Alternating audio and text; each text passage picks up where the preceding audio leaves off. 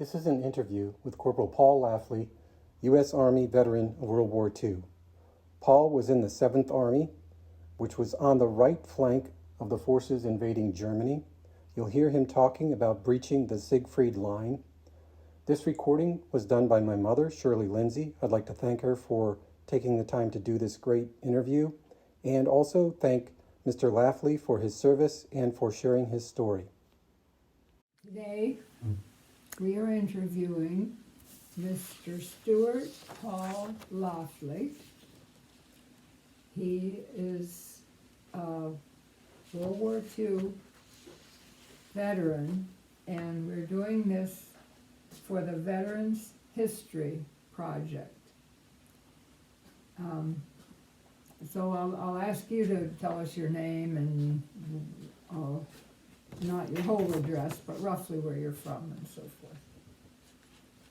Well, I am Stuart Paul Lafley, and I'm living here at Hanover, Pennsylvania. I was born in Enosburg Falls, Vermont, and that was back in 12/12/23. And I have, as a person of interest in my behalf, a nephew by the name of Peter Lafley. Actually, I was in the Army. My nephew Peter was a Marine in the conflict of Vietnam. And so he has a feeling for my situation after having been in World War II in a infantry combat group. I was actually a person who was drafted after I quit a important job, and going into the Army, actually I did it in May of 1944, and I was released from Army duty in June of 1946. I was a corporal, and my commander had already approved of my being a tech sergeant. However, we were in Eisenhower's headquarters in Germany after war, and I was in charge of transportation for people who were mostly officers, and they needed to get from one area to another, and if they needed daytime transportation, we were equipped to give them a Jeep for the occasion. However, if they were an officer, then they, in many cases, had a vehicle with a driver, and most of those sedan cars that we had went to majors or colonels.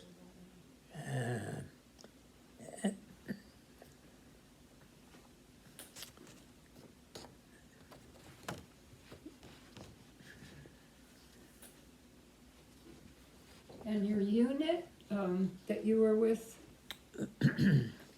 Well, I was actually brought into Europe by being a replacement of replacement sergeant. Actually, not a sergeant, but a person who was working with the sergeant to go through the parts of Germany as we could get through the Siegfried Line. That was the intention of the 63rd Division that I was in, and the 254th Infantry group, and General Patch's 7th Army with it? yes, Patch's 7th Army.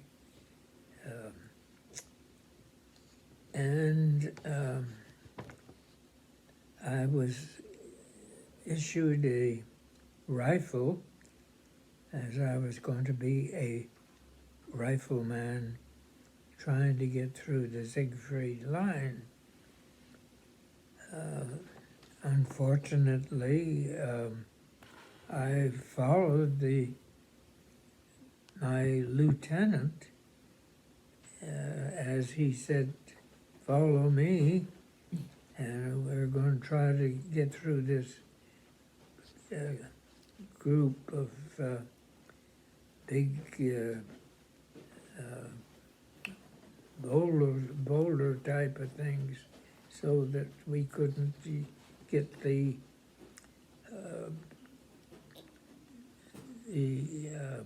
trucks and tanks on the other side of the line and into Germany. Unfortunately, as we started, my lieutenant was killed as I was following him. But I had other officers to help me along that line. When we succeeded on the south end of the line, we were in South France, and the idea was to have us break through, because there was another group in the Belgium area who would be trying to break through on the northern end, so we could get the tanks on the other side and into Germany, and therefore start finishing the job we all were assigned to. Now, you received a presidential citation for your service there in Germany or France? Yes, we did, and it was gratifying. And as we were going through the line, and with all those German 88s trained towards us like rifles, we did find that at night time, instead of doing a lot of our work,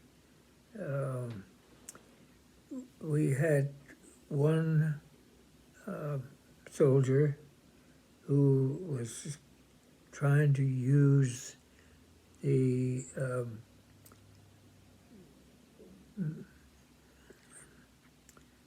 let's see what the torch approach, but Flamethrower? Was it a flamethrower? flamethrower, yeah. But that didn't work because they would close up the one pillbox and have the second pillbox firing. They had two pillboxes for every mile, and they could go ahead and use those pillboxes to control everything.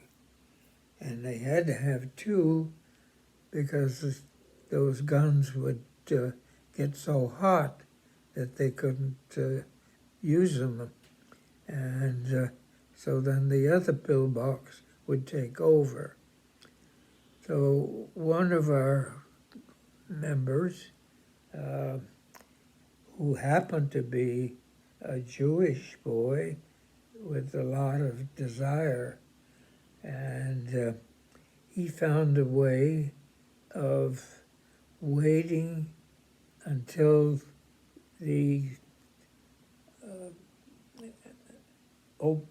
until one of the pillboxes opened up that slit to bring the gun out where they could shoot, and just opening that little slit, he got up right next to it and threw in some hand grenades, Oh, my. and that ended that one. And then we could go in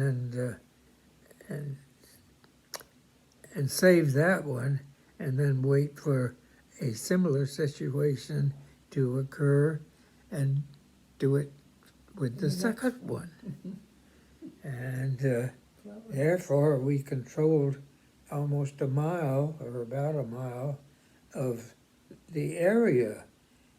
And with that, we could get the fellows in with the big equipment to knock those pill tooths, the dragon tooths, down so that we could get the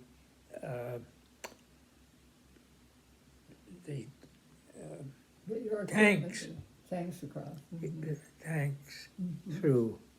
Wow. And I think probably they did something similar to that in the northern end too, because we always had a person who was going to volunteer to do some of the very worst things Mhm. that had to be done. And we lost a member, well, actually, we lost the whole crew of one of our machine gun operations. And after we got through the line, they needed to make up another crew for the machine guns. And they noticed in everything that I had an expert in training for anything that I touch with a gun. And so I was all of a sudden, immediately, without my knowing much about it, they decided that I'm going to be a machine gun operator. with a crew of, well, 5 of us. And so that's how we got through there. And as we were going into some of the small villages, lots of times the burgomaster would come out and tell us that there were no soldiers in the village and there was no problem that we should have in the village. So please don't shoot up and do everything that would hinder us. And that was fine, except there was one village that we got close to, and that turned out to be 2 elderly Army officers, or at least Army personnel, that were being used to stop us or our advance. And they all of a sudden started shooting, and we hit the turf.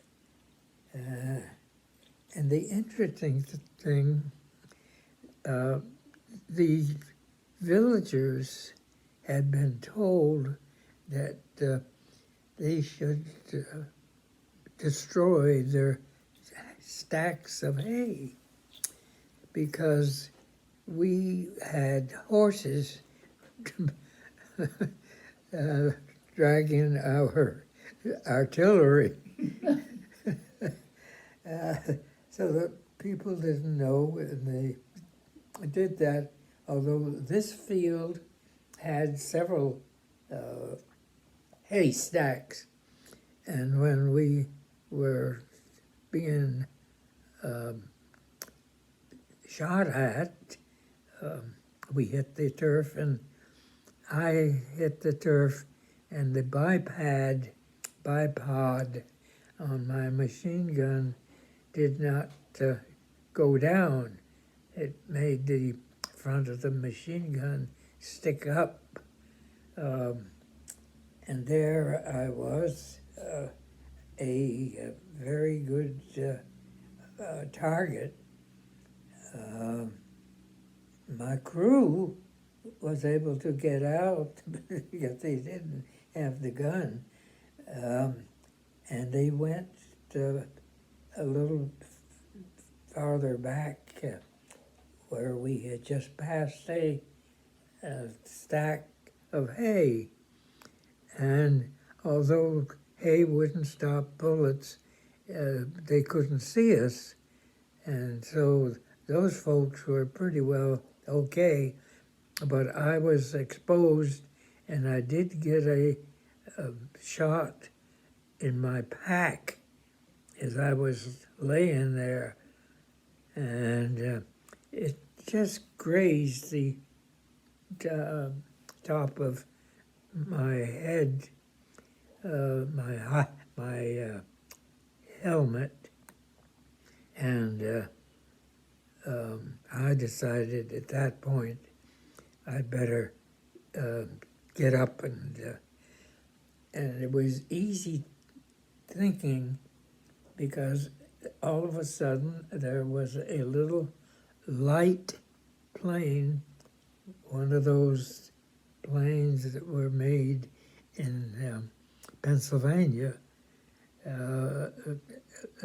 which were used by the artillery to spot things, and they were overhead for a little while, and the 2 guys that were shooting at us stopped shooting because they didn't want to be identified, possibly.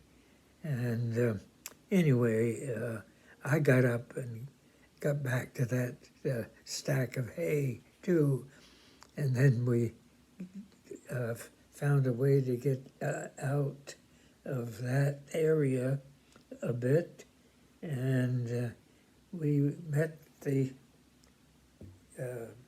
two guys that were shooting at us, and I had to drag the machine gun so it wouldn't work. But I had some in the belt in the machine gun, and when we got close to the old fellows, they gave up in a hurry when they saw me pointing the machine gun at him with belt of ammunition, not realizing that I didn't have a working gun. But my chief and my assistant and the two bears, they all had guns, and so as a result, we got over that without losing anybody or getting anybody hurt. But that was a narrow escape for me. I guess so, Yeah. And you were never a prisoner of war? Never. A prisoner of war? Oh, no. No? No. Or what's the other one here? Your injury when the bullet came over your head, did that require, No. you No. didn't miss any time or anything? No. It just hit the pack, the top of the pack. Mm-hmm. But if it had been 3 or 4 inches below that, I probably wouldn't be here talking. Right, right. Oh, my. I forgot. There was another instance that was humorous. We were on our way to another community, and as we started, we heard some artillery coming in towards us, and we knew that it was going over our head and not behind us. It was ending up behind us, so we wanted to run towards it, to the barn that we saw, and get around the other side so that we wouldn't be on the side where it exploded. And that was fine. The idea was great, and it was probably a way of saving ourselves. But when I went to go around the side of the barn and hit the dirt, there wasn't a dirt there. It was a pigsty. And yes, Smell good. I went right into it. Well, after a while, everything settled down, and they, my crew, put me into a water trough that was there. Here it was, late April, and they dunked me. But nothing happened other than I got smelling pretty bad. Well, you got to the right place, though. Yeah. Yeah.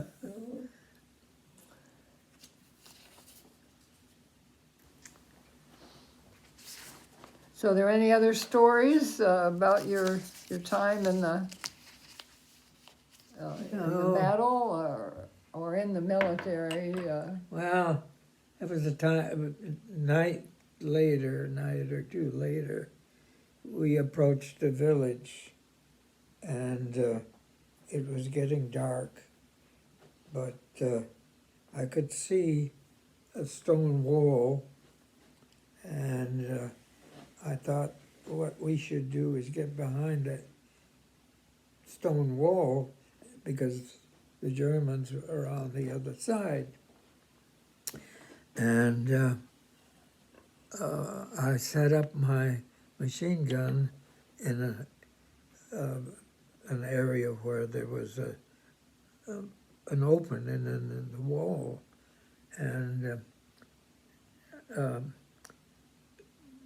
we saw movement inside, and I used my machine gun, and I had to hit somebody, and all night long he cried for help, but no one came to help him because I was there with the machine gun.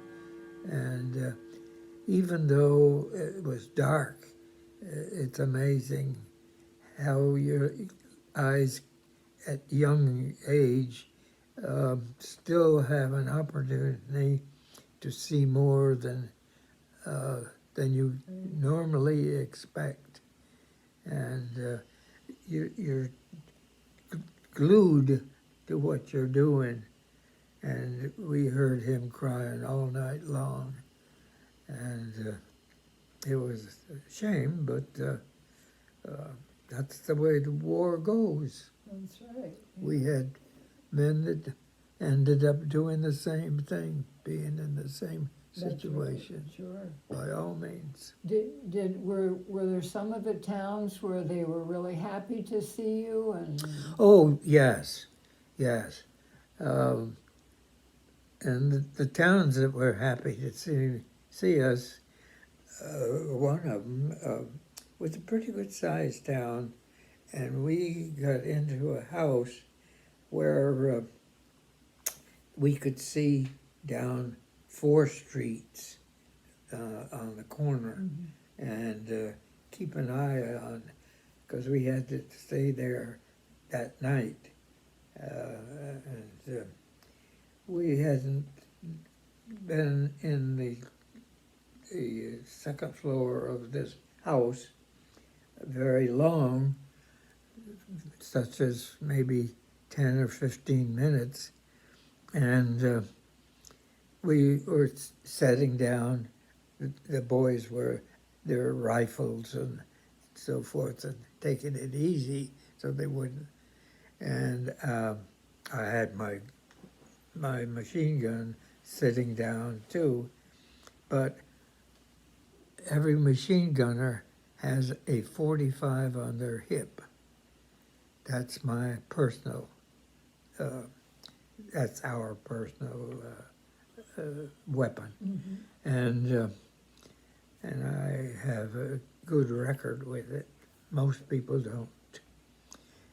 But I had worked with my uncle, who was a deputy sheriff, and I had tried all kinds of weapons, and that's why I had the expert thing. And anyway, we were. It was still light. It could have been 5 o'clock in the afternoon or something of that nature, and we were all happy, and all of a sudden, the floor started coming up next to us, and by golly, I pulled out my weapon, of course, because I was the only one that had a weapon handy. And the floor had a woman peeping out of the underneath.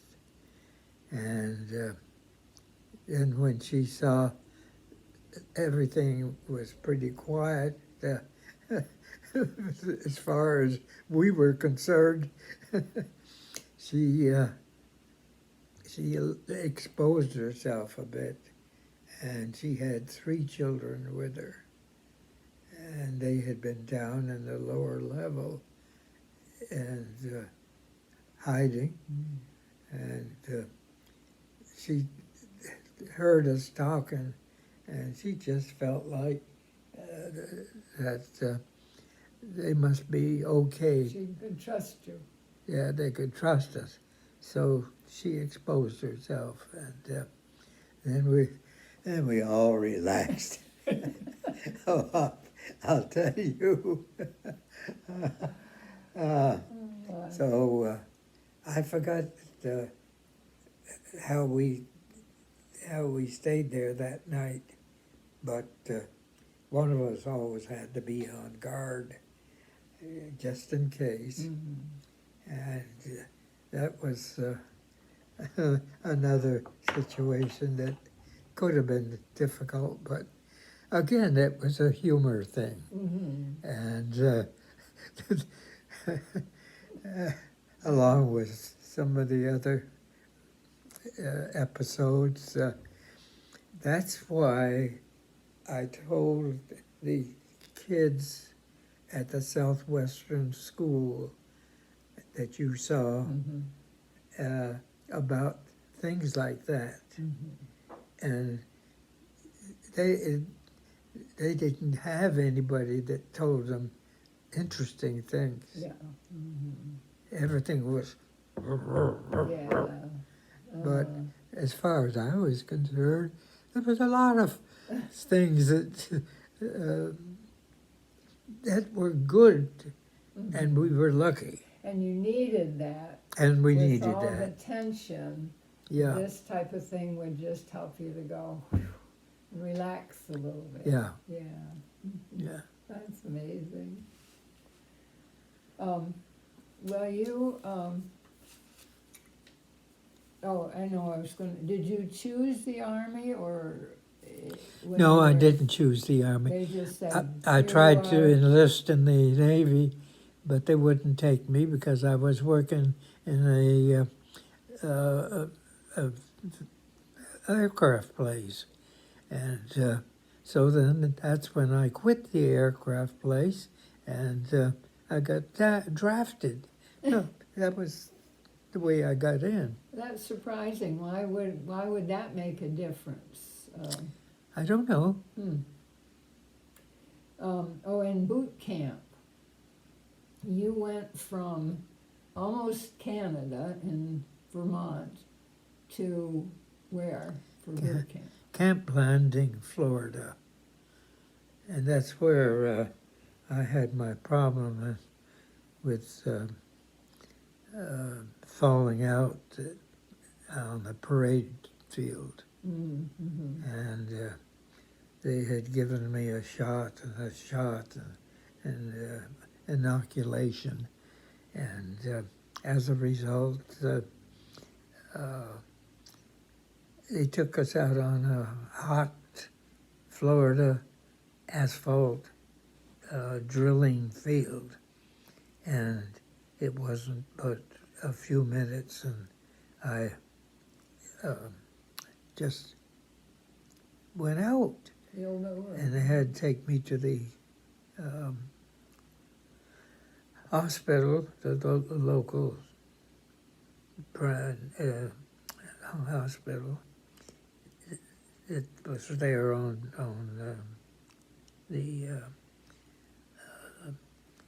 well, it was all part of Camp Landing. Mm-hmm. And they decided it took them almost 3 days to get me back to where I was knowledgeable of what I was doing. And they decided that they were going to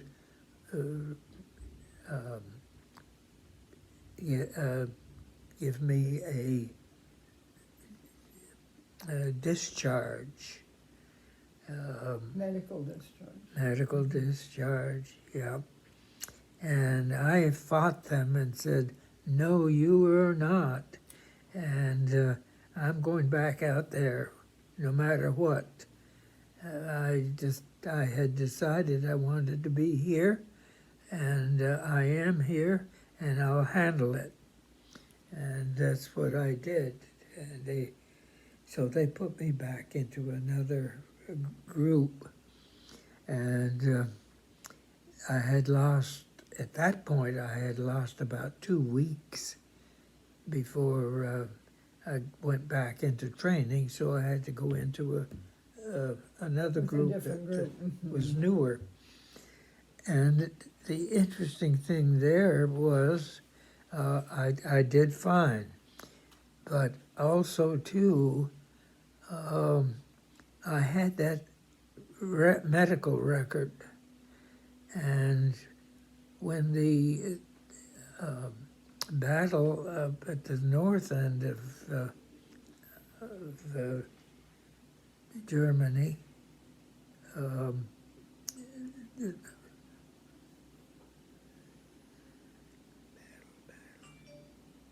battle, I, uh, that real serious one where we lost so many men. Battle of the Bulge. Bulge, yeah. Mhm. My group was sent up there immediately. Not my group that I was in, but the group that I had been The in, original group. the original group. And many of those never came back.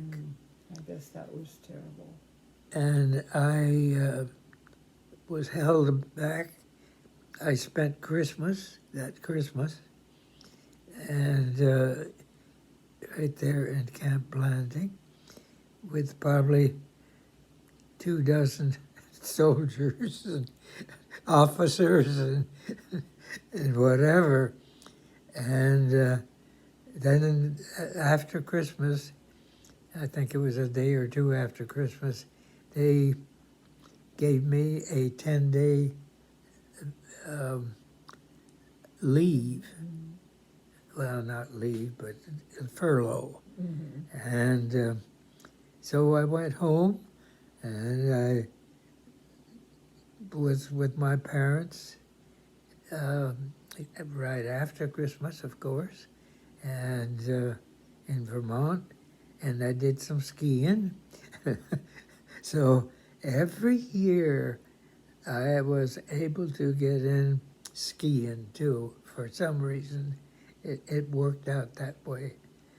And then I had to report to camp, I think it was Shanks in rural New York City, and I got shipped over to,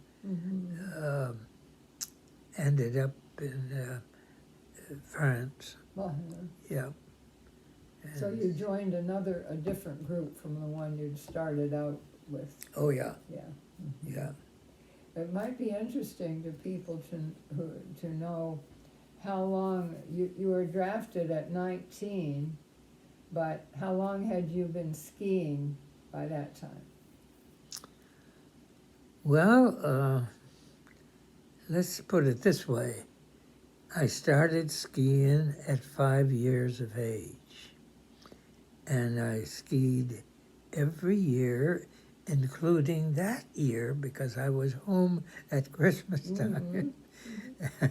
And then the next year, I was the war was over.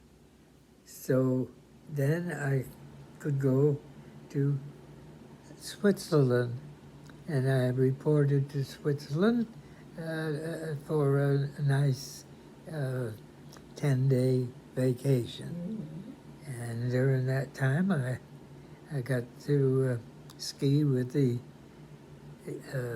instructor, the head instructor at San Moritz, Switzerland. Mm-hmm. I have a picture of me with 7 other GIs that were on a R&R, and he asked if anybody had had a opportunity to ski before being there, and I told him yes, I've been skiing since I was 5, and so he asked me to stand beside him, and then he called a helper, and he turned the other boys over to the helper, and he said, "You and I are going up on top and get some skiing in." And I have that picture Oh, at home. Um, uh, and it was a nice opportunity because I had a chance to stay in a small hotel, probably 6 or 7 rooms, and I met a woman and her 18-year-old daughter. They were Swiss, and they were there also skiing, but they were regulars. But because I was a good skier and I skied with them, it was enjoyable, and I was going out to dinner at night with them. And one night we had our dinner bought by a duke, a Swiss duke, and he did it because he said, I appreciate, and so do my family appreciate the job that you Americans have done in ending this war for us. Oh, that's, And so I've had a lot of interesting things happen to me, and that's one of them that I remember so well, because I can remember him lifting his glass of wine. yeah. Yeah, and see it now. Most of the guys over there probably didn't get any kind of R&R like skiing in the, No, that's probably the true. Switzerland. I was going to ask you about your early days in the military, at boot camp, or the first boot camp, or the later one after your illness. Did you make any good friends or anybody that you kept up with after the war, when you went through that, or while you were in France or Germany? No, I didn't. Oh, yes. When I was working at the transportation department of Eisenhower's headquarters, I had a buddy who was from New York State, and he and I, he would work one day, I would work the next, and so forth. Or if we had to, we would both work the same day. But it was such that we had to get there pretty early in the morning, and we had to stay kind of late at night at times. And then we had a fella from Texas, and he was a hot shot. He was older than we, and he was a golfer. And the reason we were there, and the reason that the IG Chemical building and grounds were there was because that's when the war was over, and Eisenhower wanted that whole area for his own headquarters, so he could play golf as well as. That's right, he was a And great this golfer. Texas boy actually was a golfer, so he taught me a little bit about golf, and I continued when I got back into the States with some golfing. That's great. That's about it as far as I'm concerned, but you have anything else that you'd like to ask? When you were growing up, you were the youngest, right? Mm-hmm.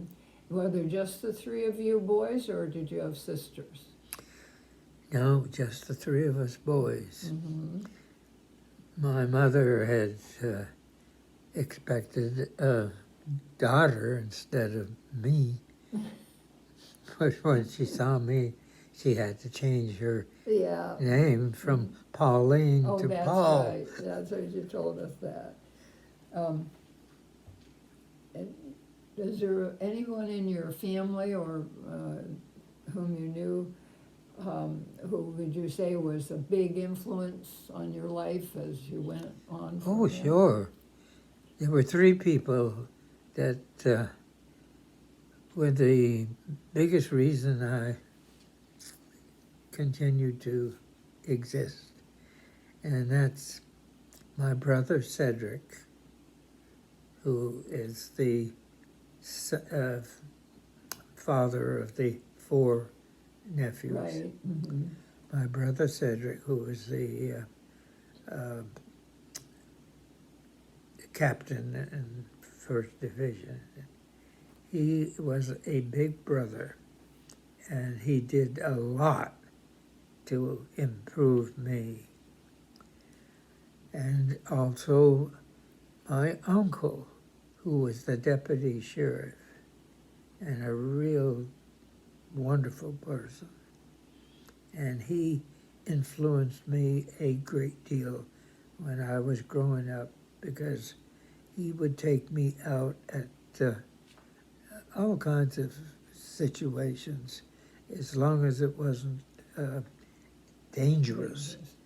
And he would take me out on vacations when we go around, because he was not only the deputy sheriff, he was a tax collector, and he also did a number of other things.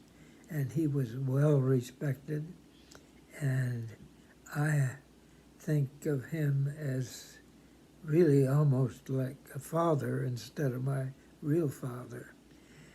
And then, of course, my grandfather, who I lived with day in and day out, and so many things too.